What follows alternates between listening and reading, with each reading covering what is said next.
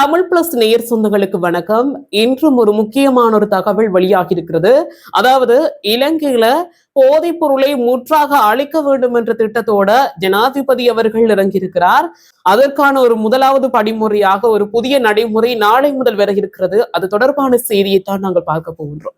இலங்கை தொலைத்தொடர்பு ஒழுங்குமுறை ஆணையகம் புதிய ஒரு தகவலை வெளியிட்டிருக்காங்க. அதாவது ஒரு தேசமாக ஒன்றிணைந்தது தேசிய இயக்கம் என்ற தலைப்புல 24 மணி நேரமும் இயங்கக்கூடிய அவசர தொலைபேசி இலக்கம் ஒன்றை அறிமுகப்படுத்தியிருக்காங்க.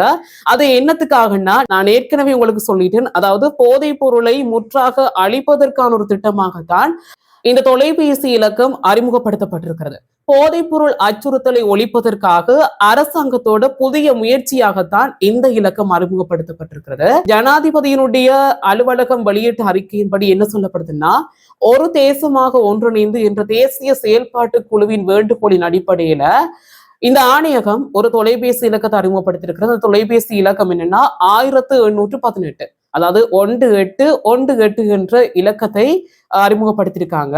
இதனூடாக எவ்வாறான விடயங்களை நீங்கள் தெரிவிக்கக்கூடியதாக இருக்கும் என்றால், போதைப் பொருள் கடத்தல், அடுத்து அந்த போதைப் பொருளை விநியோகிக்கின்ற செயற்பாடுகள் அல்லது சந்தேகத்துக்கிடமான போதைப் பொருள் தொடர்பான இது நடவடிக்கைகள் இருந்தால் அது தொடர்பான துல்லியமான தகவல்களை நீங்கள் இந்த தொலைபேசி இலக்கத்தினூடாக பொதுமக்கள் தெரிவிக்கக்கூடியதாக இந்த தொலைபேசி இலக்கம் அறிமுகப்படுத்தப்பட்டிருக்கிறதாக தொலைத்தொடர்பு ஒழுங்குமுறை ஆணையகம் இந்த தொலைபேசி இலக்கத்தை வெளியிட்டிருக்கிறது.